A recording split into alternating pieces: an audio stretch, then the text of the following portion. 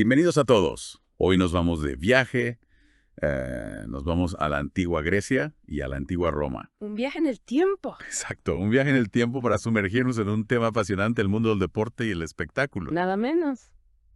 Pero no creas que solo vamos a hablar de carreras de carros y gladiadores. No.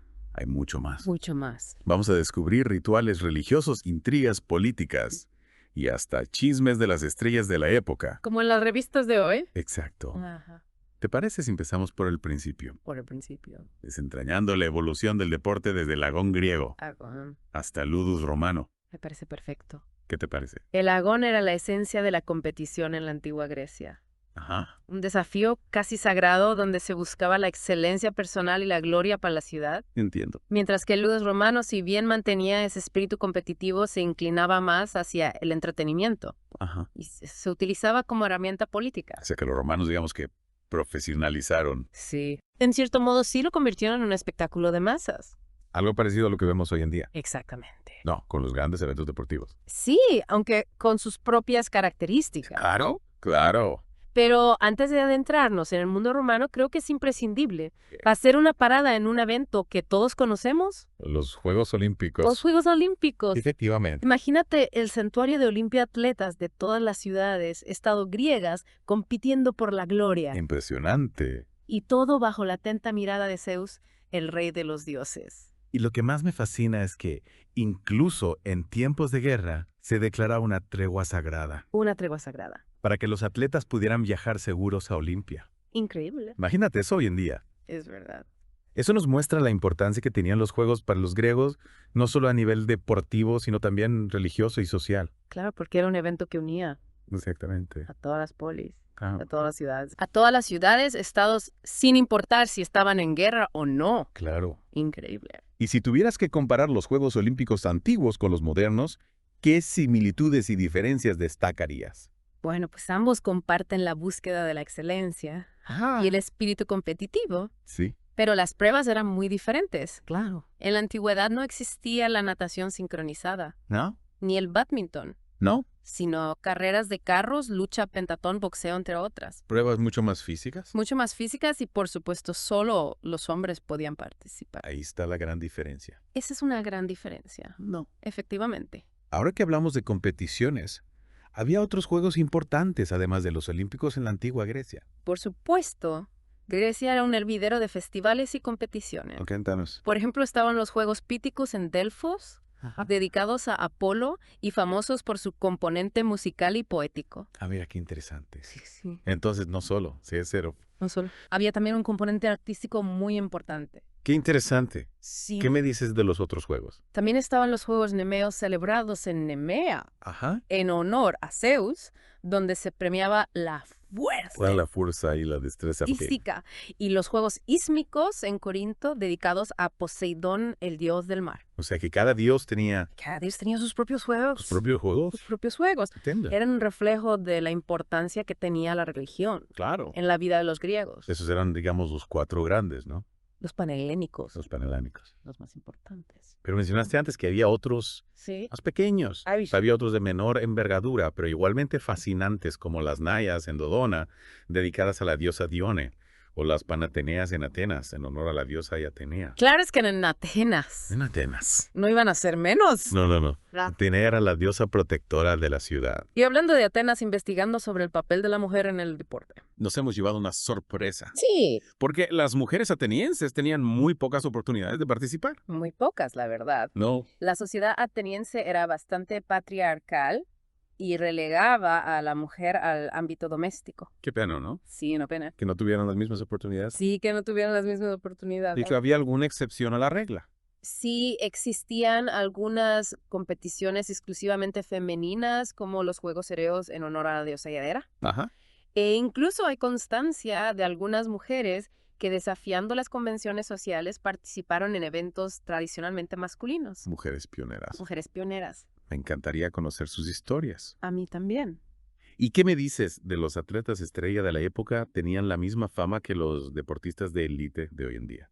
Imagínate, algunos atletas alcanzaban un estatus casi legendario. Casi legendarios. Sus hazañas se cantaban en poemas, se esculpían en estatuas. Eran auténticas estrellas. Eran auténticas celebridades, tenían patrocinadores, recibían grandes sumas de dinero por sus victorias, incluso se les concedían privilegios políticos. Vamos como los futbolistas de hoy en día. Exacto como los futbolistas de hoy en día. ¿Nos podrías hablar de alguno particular? Claro, por ejemplo, estaba Milón de Crotona, Milón de Crotona. un luchador famoso por su fuerza hercúlea. Eso fue Hercule.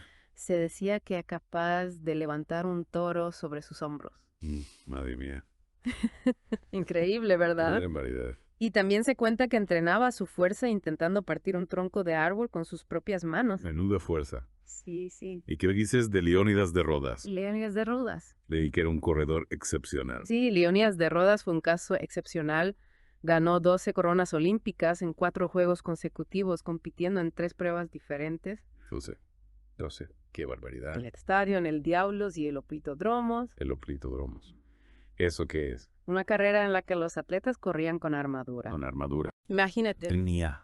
correr con todo ese peso encima. Tenían que estar. Debían de tener una resistencia increíble. Increíble. Una disciplina espartana. Espartana totalmente. Ah, Supongo que al igual que ocurre en la actualidad, el tipo de atleta que triunfaba iba cambiando con el tiempo, ¿no? exacto. Esos cambios nos dan pistas sobre la evolución de la sociedad griega. Claro. Por ejemplo, en épocas de guerra se valoraba más la fuerza bruta, Ajá. mientras que en tiempos de paz la destreza y la técnica cobraban mayor protagonismo. Claro, tiene sentido. Sí. Fascinante. Pero no nos limitemos solo al deporte. No, no, no. Hablemos también de los espectáculos teatrales Oh, el teatro griego. y musicales. Una forma de arte, un espacio de debate político y social, Ajá. y por supuesto una fuente de entretenimiento. Claro. Las obras de teatro griegas exploraban temas universales como el amor, la muerte, la justicia, el destino. Y como no podía ser de otra manera, Claro. también había competiciones en el teatro. Por supuesto, los dramaturgos competían por el favor del público y el reconocimiento de los jueces en festivales como las Dionisias, Las Dionisias. celebradas en Atenas en honor al dios Dioniso. Al Díaz Dionisia. Eran una gran fiesta cívica y religiosa ¿Y dónde se celebraban estas representaciones? en impresionantes teatros al aire libre, Ajá. como el Teatro de Epidauro, El teatro de Epidauro. famoso por su acústica excepcional, Sí, sí. o el Teatro de Dioniso en Atenas, ubicado en la ladera de la Acrópolis. En la ladera de la Acrópolis. Estos teatros podían albergar a miles de espectadores. Miles. Imagínate. Y qué barbaridad. Eran una parte integral de la vida social y cultural de las ciudades griegas. Es increíble pensar que esas estructuras construidas hace miles de años Sí, siguen en pie. algunas de ellas sí. Y la música, no nos olvidemos de la música. La música también tenía un papel fundamental Fundamental. en la cultura griega. Claro. Se utilizaba en ceremonias religiosas, banquetes en el teatro, En todas partes. en todas partes, y por supuesto también había concursos musicales. También. Se valoraba la habilidad técnica de los músicos, la belleza de las melodías y la capacidad de la música para evocar emociones. Me imagino a los músicos compitiendo con sus liras y flautas, Exactamente, tentando. como ver al público. Y al igual que ocurría con el deporte, la música también reflejaba los valores y las creencias de la sociedad griega. Claro. Se consideraba que la música tenía un poder educativo y moral y se utilizaba para transmitir valores como la armonía, la disciplina y la belleza. Bueno, creo que ya hemos explorado bastante el mundo griego. Sí. ¿Qué te parece si nos adentramos ahora en el Imperio Romano? Me parece una idea estupenda. Pero antes de hablar de gladiadores y carreras de carros, debemos entender el contexto. Claro. ¿Recuerdas la frase panem es circenses? Pan y circo. Pan y circo. Claro, una frase que resume a la perfección la estrategia de los emperadores romanos Exactamente. para mantener al pueblo contento y evitar revuelta. Exacto, los espectáculos ya fueran luchas de gladiadores, carreras de carros o representaciones teatrales, se convirtieron en una herramienta de control social. Un herramienta de control social. Los emperadores romanos buscaban ganarse el favor del pueblo, distraerlo de los problemas políticos y económicos y reforzar su propia imagen. Es que el pueblo romano era muy dado a este tipo de Sí. espectáculos, ¿no? Les encantaba la emoción, Hecho, el espectáculo. hay una frase ¿Sí? que dice que el pueblo romano ¿Sí? solo quería pan y circo Pan y circo. para ser feliz. Exactamente. Esa era su máxima aspiración. Básicamente. Sí. Entonces, los emperadores lo utilizaban Lo utilizaban como herramienta. como herramienta de control Claro. para mantener al pueblo contento y evitar posibles revueltas. Claro, porque si el pueblo está entretenido, No piensa en otras cosas. no piensa en otras cosas, No se revela. no se revela. Exactamente. Inteligente por parte de los emperadores. Muy inteligente. No. Bueno, pues ahora que ya hemos puesto en contexto el tema, Ajá. ¿qué te parece si nos adentramos en el apasionante mundo Me parece perfecto. de los espectáculos romanos? Vamos a ello. Es que es fascinante ver cómo a lo largo de la historia se han utilizado estrategias similares para mantener el control social. Es como si el pan y circo romano se hubiera transformado y adaptado a lo largo de los siglos. Totalmente de acuerdo. Si lo piensas, los estadios y arenas de hoy en día son como los circos y anfiteatros de la antigüedad, lugares donde la gente se reúne para vibrar con la emoción del deporte, la música o el teatro. Exactamente. Y al igual que ocurrió en Roma, los espectáculos de masas también pueden ser utilizados como herramientas de manipulación política. Piensa en los Juegos Olímpicos o la Copa del Mundo, eventos que generan una enorme expectación mediática y que pueden utilizarse para promover una imagen positiva de un país o un régimen político. Es verdad, y no solo en el ámbito político, las grandes empresas también utilizan el entretenimiento como una forma de llegar a su público objetivo y promocionar sus productos. Fíjate en los patrocinios deportivos, los conciertos multitudinarios, los festivales de música. Es increíble cómo el entretenimiento, ya sea deportivo o cultural, tiene ese poder de unir a las personas, generar emociones y en ocasiones también de influir en sus opiniones y comportamientos. Es un fenómeno complejo y fascinante que ha estado presente en todas las culturas a lo largo de la historia. Totalmente. Y hablando de historia, volvamos por un momento a la antigua Grecia. Antes mencionamos que la sociedad ateniense era bastante patriarcal, lo que limitaba la participación de las mujeres en el deporte. Era igual en todas las ciudades-estado. No, la antigua Grecia era un mosaico de culturas y ciudades-estado, cada una con sus propias costumbres y tradiciones. En Esparta, por ejemplo, las mujeres disfrutaban de una mayor libertad y participaban activamente en el entrenamiento físico. Se creía que unas mujeres fuertes y sanas darían a luz a hijos fuertes y sanos, algo fundamental para una ciudad-estado militarista como Esparta. Es interesante ver cómo la concepción del papel de la mujer variaba de una ciudad a otra. ¿Y qué hay de las competiciones exclusivamente femeninas que mencionábamos antes? ¿En qué consistían exactamente? Una de las competiciones más importantes eran los Juegos Ereos, celebrados en Olimpia. En honor a la diosa, era esposa de Zeus. Se trataba de una carrera a pie en la que participaban mujeres jóvenes de diferentes edades. También se celebraban otros juegos y festivales en honor a diferentes diosas, donde las mujeres podían competir en pruebas como la carrera, la lucha o la danza. Es fascinante descubrir estas historias de mujeres que, a pesar de las limitaciones impuestas por la sociedad, encontraron la forma de practicar deporte y competir. Sin duda, estas mujeres nos demuestran que la pasión por el deporte y la búsqueda de la excelencia no son exclusivas de un género. Y hablando de excelencia, ¿recuerdas esos atletas estrella de la antigua Grecia que mencionábamos antes? ¿Nos podrías contar alguna anécdota sobre ellos? Siempre me han fascinado este tipo de historias. Claro, hablábamos de Milón de Cortona, el luchador invencible que ganó 6 coronas olímpicas. Se dice que era capaz de levantar un toro sobre sus hombros y que entrenaba su fuerza intentando partir un tronco de árbol con sus propias manos. Increíble. De verdad era capaz de levantar un toro. Suena un poco exagerado, ¿no? Bueno, es probable que la historia se haya adornado un poco con el paso del tiempo, pero lo que sí es cierto es que Milón era un atleta excepcional con una fuerza y una resistencia fuera de lo común, y no solo era fuerte, también se decía que era muy astuto. Cuentan que una vez durante un banquete alguien lanzó una granada al suelo Milón con una rapidez increíble, la recogió antes de que explotara. ¡Qué reflejos! Casi como un superhéroe de la antigüedad. ¿Y qué me dices de Leónidas de Rodas? ¿Recuerdas que mencionamos que había ganado 12 coronas olímpicas? Sí, Leónidas de Rodas fue un caso único. Lo más impresionante es que competía en 3 pruebas diferentes: Estarión Diaulos y Foplitodromos, una carrera en la que los atletas corrían con armadura. Imagínate la resistencia que debía tener para correr con todo ese peso encima. Debía de ser agotador. Es increíble pensar en la disciplina que debían tener estos atletas para alcanzar semejante nivel de éxito. No solo el entrenamiento físico, sino también la fortaleza mental para soportar la presión de la competición. Claro, ten en cuenta que en la antigüedad no existían las comodidades y las tecnologías de entrenamiento que tenemos hoy en día. Los atletas debían entrenar al aire libre con medios muy rudimentarios y enfrentarse a condiciones climáticas extremas. Y además la presión social y la expectativa de victoria debían ser enormes. No era solo una cuestión personal, representaban a toda su ciudad-estado. Exactamente. Imagina la responsabilidad de representar a tu ciudad-estado en los Juegos Olímpicos. La gloria para el vencedor era inmensa, pero la derrota podía significar la deshonra. Es increíble cómo el deporte a lo largo de la historia ha reflejado los valores y las aspiraciones de las sociedades.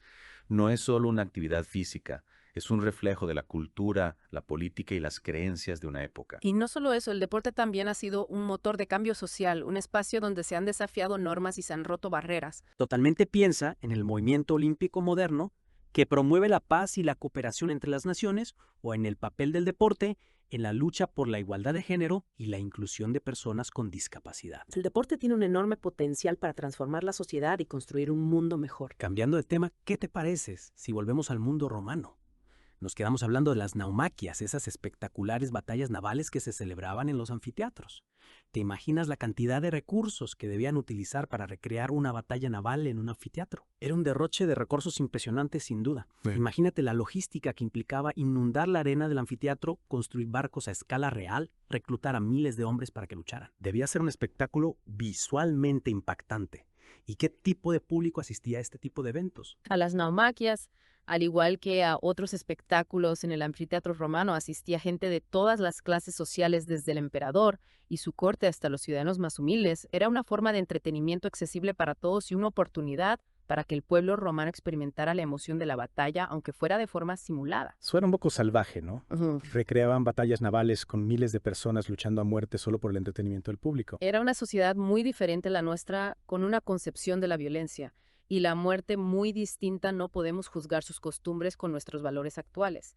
Lo que sí podemos hacer es intentar comprender el contexto histórico y social que dio lugar a este tipo de espectáculos. Tienes razón, es importante no juzgar el pasado con los ojos del presente hablando de espectáculos romanos. También mencionábamos el teatro, un espacio donde se representaban comedias, tragedias y otros géneros teatrales. ¿Qué tipo de obras eran las más populares entre el público romano? El teatro romano, aunque heredero del griego, desarrolló sus propias características. Las comedias de Plauto y Terencio, por ejemplo, eran muy populares. Ofrecían un retrato satírico de la sociedad romana, con sus vicios, sus virtudes y sus contradicciones. Sus obras estaban llenas de humor, situaciones disparatadas y personajes entrañables, lo que las hacía muy atractivas para el público. Y no olvidemos a Séneca, el filósofo estoico que escribió tragedias inspiradas en la mitología griega. Claro, Séneca fue uno de los grandes dramaturgos romanos. Sus obras, llenas de reflexiones sobre el destino, la moral y la justicia, exploraban temas profundos y universales que conectaban con el público de la época. Es fascinante ver cómo el teatro romano, además de entretener, también invitaba a la reflexión y al debate sobre temas universales, al igual que el teatro griego era una forma de arte que trascendía el mero entretenimiento. Exacto, y hablando de reflexión, ¿te acuerdas de la pregunta que lanzábamos al principio del programa? Esa que invitaba a los oyentes a pensar sobre cómo los deportes y espectáculos de la antigüedad reflejan los valores y prioridades de sus respectivas sociedades. Si me acuerdo, es una pregunta que nos lleva a pensar en cómo el entretenimiento en todas sus formas moldea nuestra visión del mundo y nos ayuda a comprender nuestra propia cultura y también a cuestionarnos qué tipo de espectáculos queremos consumir y qué valores queremos transmitir a las futuras generaciones. Una reflexión que sin duda es más relevante que nunca en el mundo actual, donde la oferta de entretenimiento es abrumadora y donde la tecnología juega un papel cada vez más importante. Es verdad, pero no nos adelantemos antes de adentrarnos en el debate sobre el entretenimiento en la era digital. Creo que debemos explorar un último aspecto de la cultura romana: la música y la danza, ¿te parece? Me parece perfecto, es un tema fascinante que a menudo se pasa por alto cuando se habla de la antigua Roma. Exacto. ¿Qué nos puedes contar sobre el papel de la música en la sociedad romana? Bueno, la música estaba presente en todos los ámbitos de la vida romana, desde las ceremonias religiosas hasta los banquetes, pasando por los juegos y espectáculos. Se utilizaba para acompañar rituales, celebrar victorias, expresar emociones, crear ambientes. ¿Y qué tipo de música se escuchaba en la antigua Roma? Era similar a la música griega. Había una gran variedad de géneros musicales, desde la música culta interpretada por profesionales hasta la música popular tocada por músicos callejeros. La música romana estaba influenciada por la música griega, pero también tenía sus propios elementos distintivos. Se utilizaban instrumentos como la lira, la cítara, la flauta, el cuerno y la trompeta, entre otros. ¿Y la danza? ¿Qué papel jugaba en la cultura romana? La danza también era muy popular en la antigua Roma. Se bailaba en las fiestas, en los teatros y en los juegos. Había danzas religiosas, danzas guerreras, danzas acrobáticas. La danza se utilizaba para expresar emociones, contar historias, celebrar eventos importantes y simplemente para divertirse. Es interesante ver cómo la música y la danza, al igual que el deporte y el teatro, eran elementos fundamentales de la cultura romana. Exacto, y no solo en Roma, sino en todas las culturas a lo largo de la historia. La música y la danza son lenguajes universales que nos conectan con nuestras emociones y nos permiten expresarnos de una forma única. Totalmente de acuerdo, y con esto creo que ya hemos cubierto bastante terreno en nuestro viaje por el mundo del deporte y el espectáculo antigua Grecia y Roma. Sí, ha sido un recorrido fascinante. Hemos explorado desde los orígenes del deporte y la competición hasta la grandiosidad de los espectáculos romanos, pasando por el teatro, la música y la danza. Madre mía, sí que ha sido un viaje desde los Juegos Olímpicos en honor a Zeus hasta esas naumaquias romanas. Hemos visto cómo el deporte y el espectáculo han evolucionado a lo largo de la historia. Pero una cosa permanece constante, ese deseo humano de entretenimiento. Totalmente, esa búsqueda de emociones, de evasión, de conexión con algo que nos trascienda. Es fascinante cómo ese impulso se ha mantenido a lo largo de los siglos, tomando formas diferentes a medida que la sociedad y la tecnología avanzan. Y hablando de tecnología, ¿cómo crees que ha influido en la forma en que consumimos y experimentamos el entretenimiento hoy en día? Hemos pasado de las representaciones teatrales en anfiteatros al acceso inmediato a películas y series en nuestros teléfonos. La tecnología ha sido una fuerza transformadora. Sin duda, piensa en la invención de la imprenta, la radio, el cine, la televisión. Cada uno de estos avances ha supuesto una revolución en la forma en que accedemos al entretenimiento. Es verdad, y hoy en día con Internet y las redes sociales estamos viviendo una nueva revolución.